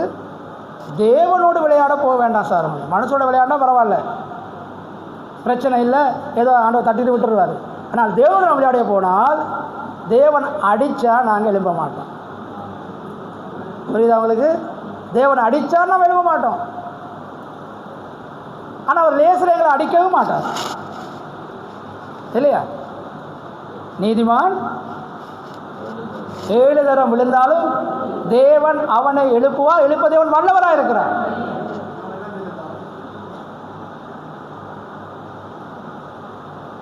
நீதிமான் அவன் பின்வாங்கி போவானானால் அவன் மேல் என் ஆத்மா பிரியமாக இருக்காது. அதுங்க தானே தேவன் எவ்வளவு இரக்கமுள்ள தேவன், எவ்வளவு தயவுள்ள தேவன். நாம் எத்தனை தடவை விழுந்தாலும் தேவன் எங்களை எழுப்புறதுக்கு வல்லவராக இருக்கிறார். ஆனால் அவன் பின்வாங்கி போவானானால் அவன் மேலே நாட்டுமா பிரியமாயிராது. அதனாலே பிரியமானவர்களே, தேவன் எதை விரும்புகிறாரோ அதை செய்ய நாம் ஆயத்தமாக இருக்க வேண்டும். தேவன் எங்களை கொண்டு வச்சு என்ன காரியத்தை தேவன் செய்ய விரும்புகிறாரோ அதை செய்ய நாம் ஆயத்தமாக வேண்டும். நாம் எங்களுடைய பிள்ளைகளை அதற்காக ஒப்புக் கொடுக்க வேண்டும். பிள்ளைகள் தாயின் தகப்பனை முதலாவது கனம் பண்ண வேண்டும். பிள்ளைகள் சிந்திக்கணும். உங்களை இந்த நிலைமைக்கு கொண்டு வரதுக்கு உங்களுடைய தாயும் தகப்பனும் எவ்வளவு கஷ்டப்பட்டிருப்பார்கள். அவர்கள் எவ்வளவு வேதனையோடு எவ்வளவு துன்பத்தை சகித்திருப்பார்கள். இங்கே இருக்கிற நிறைய பேருக்கு யுத்தங்களை பற்றி தெரியும். இந்த ஊரில் இருக்கு நினைக்கிற மாதிரி. ஏன்னா ப்ரோ, வடக்கில் நடந்த யுத்தம், தன்னுடைய பிள்ளைகளை அந்த இங்கே புதுமாத்தலம் கடைசி அங்கேருந்து தோளில் தூக்கிட்டு வர இல்லையா, கொண்டு வர அந்த தாயும் தாவும் எவ்வளோ கஷ்டப்பட்டிருப்பார்கள், எவ்வளோ துன்பப்பட்டார்கள். உங்களுக்கு புரியுதா? எனக்கு தெரியல. இப்போ இருக்க பிள்ளைங்களுக்கு தெரியுமா? தெரியும். இவங்க சின்ன இவங்களுக்கு தெரியும், அது புரியாது. ஏனென்றால் நாம் எப்பொழுதும் எங்களுக்கு நடக்கிறதை மற்றவங்களுக்கு நடக்கிறதை நாம் மற்றவர்களை ஒரு பொருட்டாக கூட கணக்கெடுக்கிறது இல்லை. உங்களுக்கு தானே, எனக்கு இல்லையே. நாங்கள் எப்பொழுதுமே மற்றவர்களை பற்றி எந்த கணக்கும் எடுக்கிறது இல்லை. ஏன்னா அது எங்களுக்கு நடக்கலையே. எங்களுக்கு நடந்தால் அப்போ தெரியும் எங்களுக்கு. எங்களுக்கு நடக்கலையே. நாம் வேதம் என்ன சொன்னாங்க காலையில் அந்த செய்தியில் என்ன சொன்னார்? நாம் எங்களை விட மற்றவர்களை எப்படிவா மேன்மை உள்ளவர்களாக எண்ண வேண்டும். நித்திய ஜீவன் என்பது நாம் யாருக்காக? மற்றவர்களுக்காக வாழ்வதே நித்திய ஜீவன். நாம் எப்பொழுதும் அவர்களுக்கு பிரியமாக இருக்கணும். இது அவர்கள் எங்களுக்கு தவறு செய்தாலும் கூட நாம் அவர்கள் என்ன செய்யணுமா? அவர்கள் எங்களுக்கு தீமை செய்தால் நாம் என்ன செய்யணுமா? நன்மை செய்ய வேண்டும். வேதங்களுக்கு அதான் சொல்லிக் கொடுக்கிறது. உன் சத்துருவை சிநேகிதி. அவன் தாகமாக இருந்தால் அவனுக்கு குடிக்க பாடம் கொடு, அவன் பசியாக இருந்தால் அவனுக்கு ஆகாரம் கொடு. வேதங்களுக்கு இதைத்தான் சொல்லிக் கொடுக்கிறது. பாருங்கள், வேதம் ஒருபோதும் இல்லையா உன் சத்துருவை என்ன செய்ய பழைய ஏற்பாடில் சொன்னார். யார் சொல்கிறது? அது தாவீது சொல்கிறார். என்ன சொல்கிறார்? தாவீது என்ன சொல்கிறார்? ஆண்டவரே, உம்மை பகைக்கிறவனே நான் முழு பகையாய் பகைக்கிறேன். அது வேறு. இயேசு கிறிஸ்து சொல்கிறது வேறு, தேவன் சொல்கிறது வேறு. சார், தேவனங்களை நேசிக்கத்தான் நாம் என்ன செய்யணும்? நாம் நேசிக்கணும். அது எங்கள் மேல் விழுந்த கடமை. அதை விட்டுட்டு தேவனங்களை நேசிக்க சொல்றார், நாமும் என்ன செய்கிறோம்? நேசிப்பது இல்லை. எங்கள் மத்தியில் என்ன இருக்கிறது? வேதம் என்ன சொல்லுகிறது? காலையில் அந்த செய்தி கேட்டோம். எப்படி ஒரு வாலிபன் வருகிறான், நித்திய ஜீவனை சுதந்திரப்பதற்கு என்ன நான் என்ன செய்யணும்? கேட்ட பிரசங்கம் தானே, என்ன செய்யும்? ஆர்டர் கேட்டார், நீ இதெல்லாம் செய்கிறியா? ஓகே, நான் செய்கிறேன். ஆர்டர் சொன்னார், என்ன இருக்குதா? சின்ன ஒரே ஒரு குறை இருக்குது அப்படின்னு. ஒரே ஒரு குறை இருக்குது அப்படின்னாரு. இன்றைக்கும் இப்பொழுதும் தேவன் நமக்கு எங்களை பார்த்து சொல்லி கேட்குறாரு, உங்கள்கிட்ட ஒரு குறை இருக்குது அப்படின்னு. நம்மக்கிட்ட ஒரு குறை இருக்குது, என்ன செய்யணும்? நம்ம இப்போ அந்த குறையை நம்ம என்ன செய்யணும்? நிவர்த்தி செய்ய வேண்டுமா வேணாமா? நிவர்த்தி செஞ்சால் தேவன் என்ன செய்வார்? நமக்கு நித்திய ஜீவனை கொடுப்பார். நம்ம அதை ஏற்றுக்கொள்ளலைன்னா துக்கமுள்ளவனாய் இந்த இடத்தை எப்படி நாம் கடந்து செல்வோம். அவன் அப்படி தான் போனான், எனக்கு தெரியும், வேதம் அப்படி தான் சொல்லுது. அவன் அதை இயேசு சொன்னதை அவன் விசுவாசிக்கல, அவன் கேட்கல, அதற்கு அவன் உடன்படலை. அதனால் அவன் என்ன செய்கிறான், மனமுடைந்தவனா துக்கமுடைந்தவனா போய்விட்டான். அப்போ அவனுக்கு என்ன இல்லை, நித்திய ஜீவன் இல்லை. அப்போ நித்திய ஜீவனை அவன் சுதந்திரிக்க வேண்டுமா இருந்தால் தேவன் சொல்வதை அவன் செய்திருக்க வேண்டும். நாமும் இன்றைக்கு தேவன் சொல்வதை நாம் என்ன செய்யணுமா, செய்யணும். எப்படி, எங்ககிட்ட இருக்கு, எத்தனை இருக்கு, 10 கனிகள் என்ன செஞ்சோமா, 10ல் 9 கடைப்பிடிச்சிட்டு ஆண்ட சொன்னார் 1 தான் இருக்குன்னாரு. ஆனால் இன்னொன்று சொன்னார், என்னது, நீ 1ல் தவற விட்டீன்னா முடிஞ்சிச்சு அப்படின்னாரு. 10 9 நீங்கள் சரியாக இருக்கலாம், 9 காரியங்கள் நீங்கள் சரியாக இருக்கலாம். ஆண்டு சார் 1 நீங்கள் எல்லாமே சரி வச்சுக்கொள்ளலாம், சின்ன ஒரு பொய் சொன்னேன்னு வைங்க. ஆண்டு சொல்கிறாரு, நீ ஃபெயில், பாஸ் ஆக முடியாது. அப்போ தேவனிடத்தில் நாம் பாஸ் ஆக வேண்டுமா இருந்தால் என்ன செய்யணுமா, முழுவதுமாக கடைபிடிக்கணும், அறக்குறைவாக கிடையாது. விசுவாசம்னா அப்படித்தான், நம்பிக்கைனாலும் அப்படித்தான். தேவன் மேல் நாம் வச்ச விசுவாசம் என்னவா, அது 100க்கு 100 இருக்கணும். 99 இருந்தால் 99 நம்ம எங்கே இருப்போம், இந்த விளிம்பில் இருப்போம். அப்போ எங்கே இருக்கும், கீழே தான் கொடுப்போம். 100 இருந்தால் தான் சரி காலை வைப்போம். அப்போ எங்களுக்கு விசுவாசம்னா நாம் என்ன செய்யணுமா, முழுமையாக இருக்கணும், தேவனை அப்படியே நம்பணும். கர்த்தர் சொல்கிறார். நான் தீர்க்கதரிசியுடைய செய்தி கேட்கும் பொழுது கூட ஒரு செய்தியில் சொல்கிறாரு,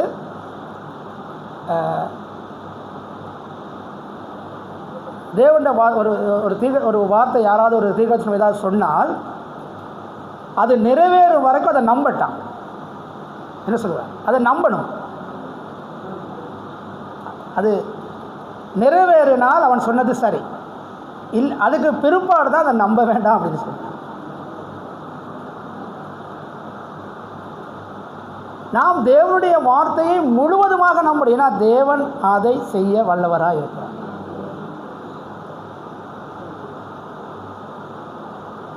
ஆகையினாலே பிரியமானவர்களே, எங்கள் மத்தியில் இருக்கிறதான நான் சொல்லலை நாம் பெரிய காரியம், நீங்கள்லாம் பெரிய காரியம் இல்லை, சிறு காரியம் நம்ம மத்தியில் இருக்கலாம், ஒரு சிறு தவறு நம்ம மத்தியில் இருக்கலாம், அது எங்களுக்கு தேவனுடைய ராஜ்யத்துக்கு போவதற்கு தடையாக இருக்கலாம். அதுதான் வேதம் சொல்கிறது, ஆவியினாலே ஆரம்பித்து நீங்கள் மாம்சத்தினாலே முடிவு பெற போகிறீர்களா, ஒரு கேள்வியை கேட்கிறார். இத்தனைக்கும் நீங்கள் புத்தியினரா என்றால் இத்தனை பாடுகளையும் வீணாய்ப்பட்டீர்களே. இப்போ நாங்கள் எத்தனை வருஷமாக ஆண்டவரை ஏற்றுக்கொண்டு வருகிறோம், ஆண்டவரை ஏற்றுக்கொண்டு விசுவாசித்து வந்துக்கிட்டு இருக்கிறோம். அப்போ இடையில வந்து நம்முடைய இல்லையா, நாங்களாவது எங்களுடைய பிள்ளைகளாவது சறுக்கிட்டா இல்லையா, நம்ம விழுந்து போயிட்டா, அப்போ இவ்வளோ காலம் நாங்கள் வந்தது என்னவா இருக்குமா, வீணாய் போய்விடும். ஆண்டு பாருங்க, ஆண்டு துக்கப்படுகிறார், தேவன் அதை குறித்து துக்கப்படுகிறார் எங்கள் மேலே. நான் என்னுடைய இரத்தத்தை சிந்தி இல்லையா, அவருடைய சொந்த இரத்தத்தை சிந்தி எங்களை மீட்டு கொண்டு தேவன் எங்களை அழைத்து அதை எல்லாம் வேதம் சொல்லு எல்லாம் உங்களுக்காக செய்து முடிச்சுட்டேன் அப்படின்னா நீங்கள் ஒன்றும் செய்ய தேவையில்லை,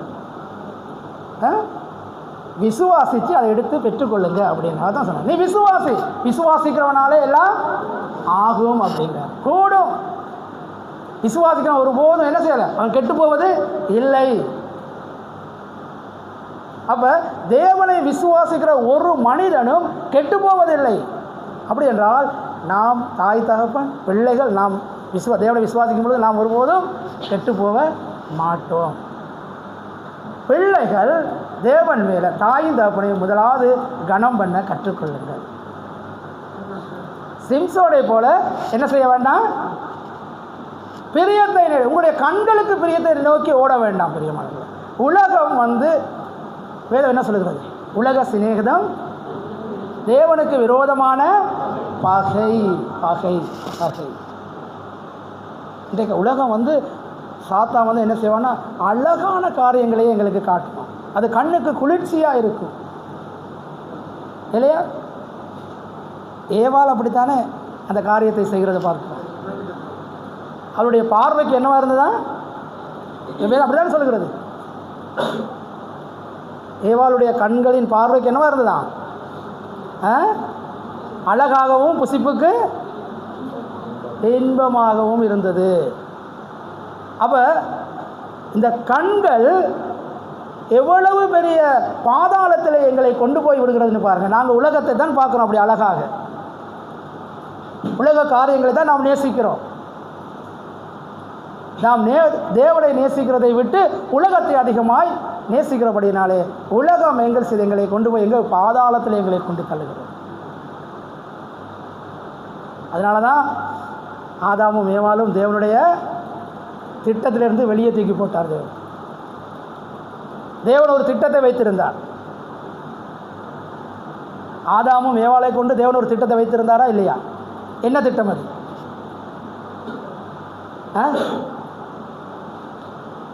ஆதாமையும் ஏவாளையும் கொண்டு தேவன் ஒரு திட்டத்தை வைத்திருந்தார்.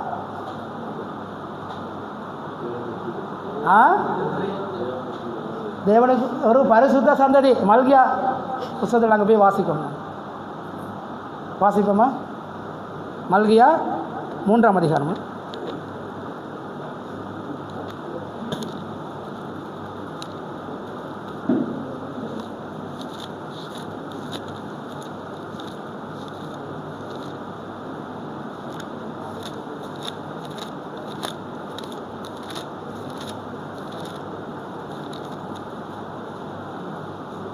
மல்கியா 2ஆம் அதிகாரம் 15ஆம் வசனத்தை நாங்கள் வாசிப்போம். அவர் ஒருவனை அல்லவா படைத்தார், ஆவி அவரிடத்தில் பரிபூரணமாய் இருந்ததே, பின்ன ஏன் ஒருவனை படைத்தார்? தேவ பக்தி உள்ள சந்ததியை பெறும்படி தானே. ஆகையால் ஒருவனும் தன் இளவயதின் மனைவிக்கு துரோகம் பண்ணாதபடிக்கு உங்கள் ஆவியை குறித்து எச்சரிக்கையாக போதுமான. இப்போ பார்த்தீங்களா, தேவன் ஆதாமையும் ஏவாளையும் ஒரு திட்டத்திற்காக படைத்தார். அந்த திட்டம்தான் ஒரு பரிசுத்தம் உள்ள ஒரு சந்ததி உருவாகும்படி. ஆனால் தேவனுடைய திட்டத்திற்கு மாறாக அவர்கள் கிரியை செய்தபடியினாலே அந்த திட்டத்திலிருந்து தேவன் என்ன செய்தார்? அவர்களை தள்ளிவிட்டார். இன்றைக்கும் தேவன் எங்களை கொண்டு வச்சு ஒரு பரிசுத்தமான ஒரு சந்ததியை உருவாக்கத்தான் தேவன் எங்களை இந்த இடத்துல அழைத்திருக்கிறார். தெரியுமா உங்களுக்கு? அது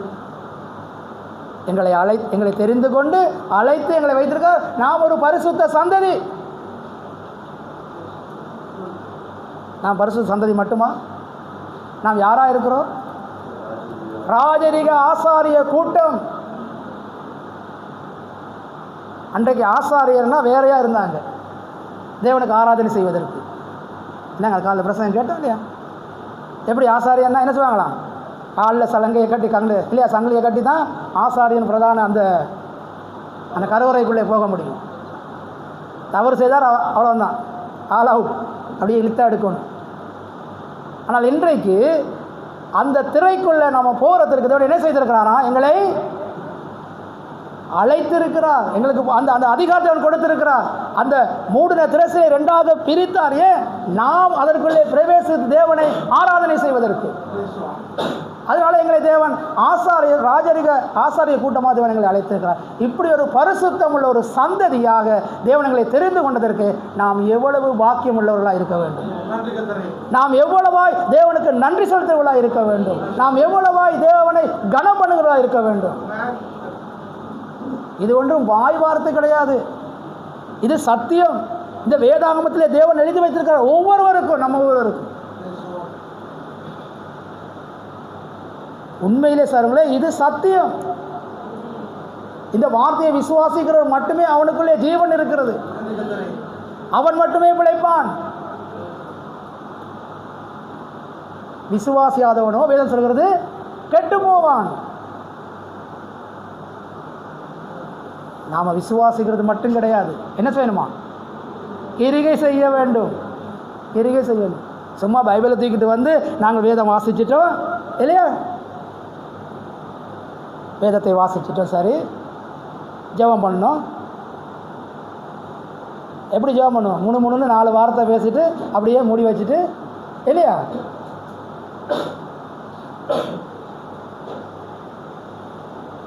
நாங்கள் இந்த வேதத்தை கற்றுக்கொண்டது எப்படி தெரியுமா உங்களுக்கு? 1988 தான் நான் ஞானஸ்தானம் பெற்றேன்.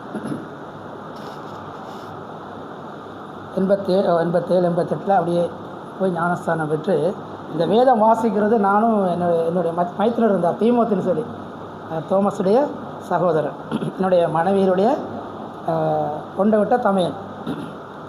நாங்கள் இருவருமாக காலை 4 மணி அல்லது 4:30 மணிக்கு எழும்புவோம். எழும்பி இந்த வேதத்தை வாசிப்போம். நித்திரை வரும் பொழுது பேசன் இருக்குது. அந்த பேசனில் தண்ணி அரை வாழைக்கு பார்த்து அதிலே கால்களை போட்டுக்கொண்டு 2 காலையும் வச்சுட்டு வாசிப்போம். நான் என்ன செய்வேன், கொஞ்சம் அப்படியே தூங்குவேன். அவர் தூங்க மாட்டார், அவர் நிறைய வாசிப்பார். ஏன்னா நான் கடகடன்னு வாசிக்கிட்டு போயிடுவேன், அவர் மெல்லமாக தான் வாசி. ஏன்னா அவர் ஸ்கூல் போகாதால் அவர் ஸ்கூலே அதாவது பாடசாலைக்கே போகலை. இந்த சொல்லுவாங்களே, மலைக்கு கூட பாடசாலைக்கு ஒதுங்காத ஒரு மனுஷன், ஆனால் வேதம் வாசிப்பார். எப்படி வாசிப்பார்? தேவனால் கூடாத காரியம் உண்டோ? இல்லை, தேவனால் எல்லா காரியமும் முடியும். அவர் பாடசாலைக்கே போகலை பிரதர், வாசிப்பார். நான் சிங்கள ஸ்கூலுக்கே போகலை, சிங்களம் படிக்க எனக்கு தெரியாது, ஆனால் சிங்களம் வாசிப்பேன். யாராலே கூடும்? தேவனாலே கூடுவது, தேவன் செய்த காரியம். சிங்கள ஸ்கூல் போகலை, நான் படித்ததே 5ஆம் ஆண்டு மட்டும்தான், அதுவும் தமிழ்.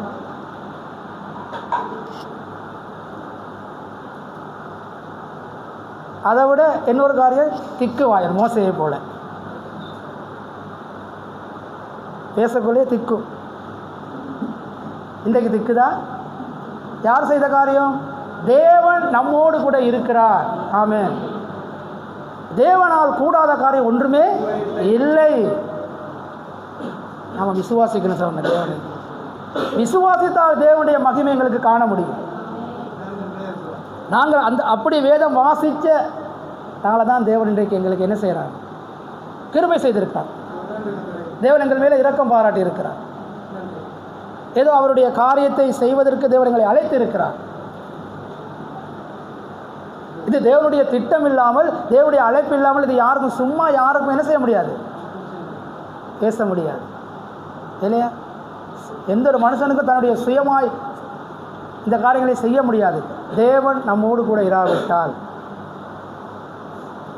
தாவீது சொல்லுகிறான், தேவன் என் பட்சத்தில் இருக்கிறார் இல்லையா? நான் பயப்படேன், மனுஷன் எனக்கு என்ன செய்வான்? நாம் ஒவ்வொருவரும் சொல்ல, தேவன் நம் பட்சத்தில் இருக்கிறார், மனுஷன் எனக்கு என்ன செய்வான்? உலக மனுஷன் எங்களுக்கு ஒன்றும் செய்ய முடியாது என்றால் தேவன் நம்மோடு கூட இருக்கிறார். தேவன் ஒவ்வொரு பொழுதும் தேவன் நம்மோடு கூட இருக்கிறார். தேவன் எங்களிடத்தில் எதிர்பார்க்கிறது என்ன? உண்மையுள்ளவனாயிரு. தேவனுக்கு உண்மையுள்ளவனாயிரு.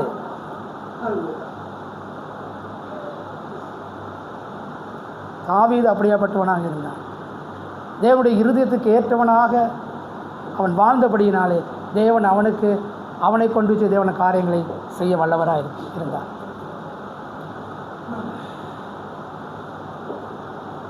வேதம் சொல்லுகிறது என்னது? ஆவியினாலே ஆரம்பின நீங்கள் மாம்சத்து முடிவு பெறப் போகிறீர்களா? எங்களுடைய காரியம் என்ன? இப்பொழுது நாம் எப்படியாப்பட்டவர்களாய் இந்த ஓட்டத்திலே ஓடப் போகிறோம்? நாம் ஒவ்வொருவரும் என்ன செய்கிறோம்? இப்போ ஓடுகிறோம், பந்தய பொருளை நோக்கி ஓடுகிறோம் இல்லையா? யாராவது சும்மா ஓடுறீங்களா? சும்மா வந்திருக்கிறீங்களா? ரொபின்சன் சும்மா வந்திருக்கிறீங்களா? பவுல் என்ன சொன்னார்? நான் நிச்சயம் இல்லாதவனாய் ஓடேன். தேவன் எனக்கு அதை வைத்திருக்கிறார், அதை பிடித்து கொள்ளத்தக்கதாக நான் ஓடுறேன் அப்படின்ற.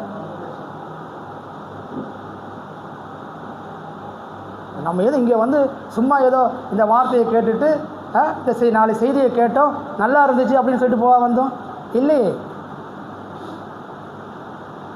நாம் ஒவ்வொருவரும் தேவன் எங்களுக்கு நியமித்திருக்கிறதான அந்த ராஜ்யத்தை நோக்கி எங்களுடைய பயணம் இருக்குதா இல்லையா? அதற்காக தான் நாங்கள் பிரயாசப்படுகிறோம். அப்படி என்றால் தேவன் சொல்வதை கேட்டு அதன்படி நடக்க நாம் ஆயத்தமாக இருக்கும். தேவன் என்ன சொல்லுகிறாரோ அதை கேட்டு அதன்படி நடக்க நாம் ஆயத்தமுள்ளவர்களாக இருக்க வேண்டும். தேவன் விரும்புகிற காரியம் என்ன? எங்கள் மத்தியில் இருக்கிற தேவனுக்கு விருப்பமில்லாத எல்லா காரியத்தை நாம் என்ன செய்யணும்? அகற்றி விட வேண்டும். எங்கள் மத்தியில் தேவனிடத்தில் விருப்பமில்லாத காரியம் எது இருக்கிறதோ அதை முற்றிலுமாக அகற்றிவிட வேண்டும். அப்பொழுதுதான் தேவன் நம்மத்திலே கிரியை செய்வார். தேவனுடைய ஆவியில் வேதம் சொல்கிறது,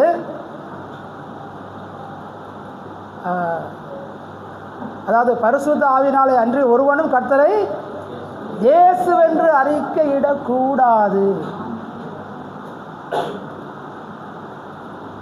இப்போ பரிசுத்த ஆவியினால் என்று தேவன் அந்த பரிசுத்த ஆவியானவரை நாம் என்ன செய்யணும்? எங்களுக்குள்ளே கொண்டிருக்க வேண்டும். அதற்கு நாம் என்ன செய்யணும்? இது என்னவாகணுமா? சுத்தப்பட வேண்டும். பேசுறது உங்கள் இருதயம் என்ன பண்ண வேண்டுமா? விருதசனம் பண்ணப்பட வேண்டும். உங்கள் செவிகள் விருதசனம் பண்ணப்பட வேண்டும். அப்படி என்றால் சுத்தப்படுத்த வேண்டும். எங்களுடைய செவிகளினாலே நாம் எப்படியாப்பட்ட வார்த்தைகளை கேட்க வேண்டும். தேவனுக்கு விருப்பமில்லாத எந்த காரியத்தையும் இதனால் நாம் என்ன செய்யக்கூடாது? கேட்கக்கூடாது. தேவனுக்கு விருப்பமில்லாத எந்த பேச்சையும் நாம் என்ன செய்யக்கூடாது? பேசக்கூடாது.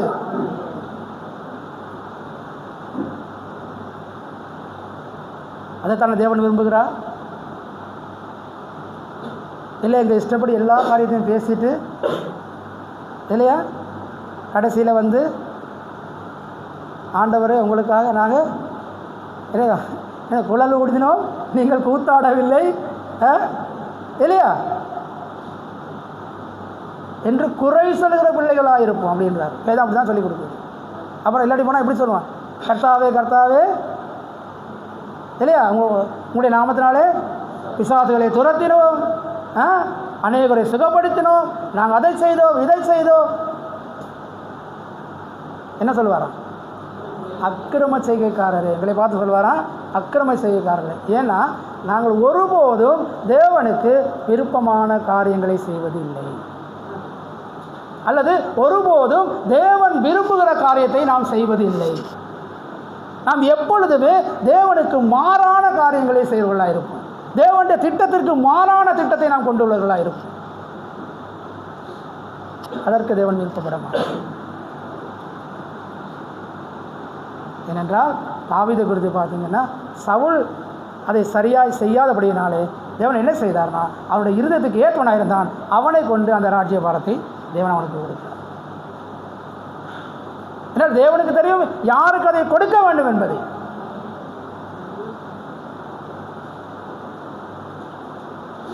நீங்களும் அப்படி இருப்போமானால் தேவன் அதை எங்களுக்கு கொடுப்பார். தேவன் கொடுக்க வல்லவராக இருக்கிறார். ஏன்னா அவர் சர்வ வல்லமுள்ள தேவன். அவர் உங்களையும் என்னையும் நேசிக்கிற தேவன். அவர் நம்மளை நேசிக்கிற தேவன். ஆகையினாலே பிரியமானவர்களே, நாம் ஆவியினாலே ஆரம்பம் பண்ணி மாம்சத்திலே முடிவு பெற போகிறவர்களாய் இருக்க போகிறோமா, அல்லது ஆவியினாலே நாம் ஜீவனுக்குள்ளே பிரவேசிக்க போகிறோம்?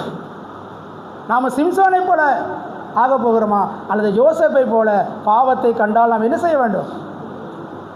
யோசேப்பு பாவத்தை கண்டால் ஓடுகிறான். வாலிபர்கள் சிம்சோனை போல இருக்க போகிறீர்களா, அல்லது யோசேப்பை போல பாவத்தை கண்டு ஓட போகிறீர்களா? சிம்சோனை போல உங்களுடைய கண்களுக்கு பிரியமானதை தேட போகிறீர்களா, அல்லது பாவ சந்தோஷத்தை அனுபவிப்பதை பார்க்கலும் தேவனுடைய ஜனங்களோடு துன்பத்தை அனுபவிப்பதே மேலாக எண்ணி தேவ ஜனங்களோடு இருக்க போகிறீர்களா? நீங்கள் தீர்மானம் செய்ய வேண்டும் இல்லையா? நாம் தான் தீர்மானம் செய்யணும். பெற்றோர் ஒரு காரியம் கடைசியில் சொல்ல, பிள்ளைகள் சொல்வதை பிள்ளைகள் சொல்லி நம்ம கேட்கணும் இல்லையா? ஆனால் அவர்கள் சொல்வது எல்லாவற்றையும் நம்ம கேட்குறதுக்கு நாம் அவசியம் இல்லை இல்லையா? அப்படின்னா அவர்கள் பெற்றோராகவும் நாம் அவர்கள் பிள்ளைகளாகவும் இருப்போம். அப்படித்தானே? பிள்ளைகள் பெற்றோர் சொல்வதை கேட்க வேண்டும். அது அவர்கள் மேலே விழுந்த தலையாகிய கடமை. பெற்றோர் பிள்ளைகளை கோபப்படுத்தாமல் அவர்களை நடத்த வேண்டும். இது வேதம் உங்களுக்கு சொல்லிக் கொடுக்கிறது. பிள்ளைகள் தாய் தகப்பனுக்கு எல்லா விதத்திலும் கீழ்ப்படிய வேண்டும். தாய் தகப்பன் பிள்ளைகளுக்கு சொல்வார்களால் தம்பி இது வேண்டாம் அப்படின்னா பிள்ளை என்ன செய்யக்கூடாது? செய்யக்கூடாது. நீங்கள் திரும்ப திரும்ப அப்படி செய்வீர்களானால் உங்கள் மேல் தேவன் பிரியமாக இருக்க மாட்டார். இன்னொன்று தான், உங்கள் தாயும் தகப்பனையும் நீங்கள் என்ன செய்ய வேண்டாம்? அசட்டை பண்ண வேண்டாம்.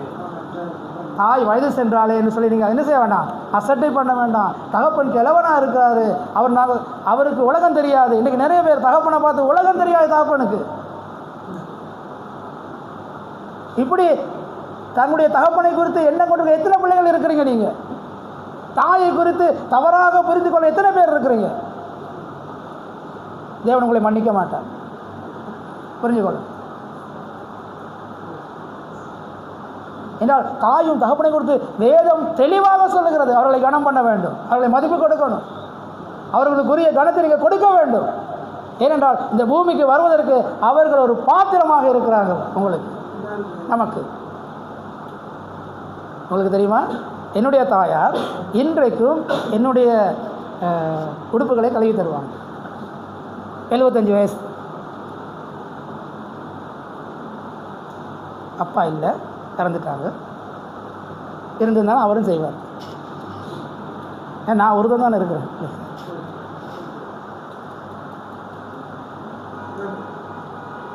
தாய் தகப்பனை கனம் பண்ணி அவர்களை மதித்து நடங்க. அவர்கள் இல்லைன்னா நாங்கள் இல்லை. இந்த பூமிக்கு வருவதற்கு அவர்கள் ஒரு பாத்திரம். அசட்டை பண்ண வேண்டாம். நீங்கள் அவர்களை மதிக்காமல், வேதம் சொல்லுகிறது. இப்போ நீங்கள் போய் பாருங்கள், வேதத்தில் நிறைய போய் பாருங்கள். தாயும் தகப்பனும் காலில் அவர் கனம் பண்ணாத பிள்ளையுடைய நிலைமையை போய் பாருங்கள் வேதத்தில், அல்லது வெளியிலே போய் பாருங்கள். அந்த பிள்ளைகளுடைய வாழ்க்கை முழுவதுமாக சீரழிந்து போயிருக்க நான் கண்டிருக்கிறேன் சகோதரர்களே.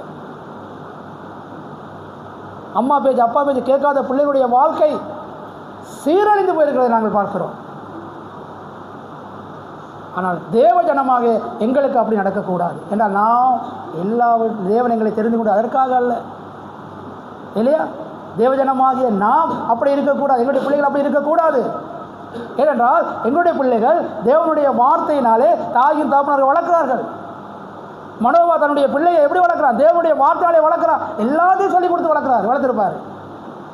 அதனால தான் கருவத்தில் அங்கே அவர் அந்த பிள்ளை கருவிலை உருவாகிற பொழுது அவன் கேட்குறான், இந்த பிள்ளையை நான் எப்படி வளர்க்குறது, எந்த விதமாய் வளர்ப்பது? அப்படியாப்பட்ட தகப்பனை பார்த்து இன்னைக்கு நீயா என்ன பெத்தேன்னு கேட்குற எத்தனை பிள்ளைகள் இருக்கிறார்கள்? அல்லது நீங்கள் எங்களை பெற்றீங்க, உங்களுக்கு அதை செஞ்சு கொடுக்குறான்னா என்னத்துக்கு நீங்கள் எங்களை பெற்றீங்கன்னு கேட்குற எத்தனை பிள்ளைகள் இருக்கிறார்கள்? பாருங்க, அப்படி கேட்கலாமா நாம?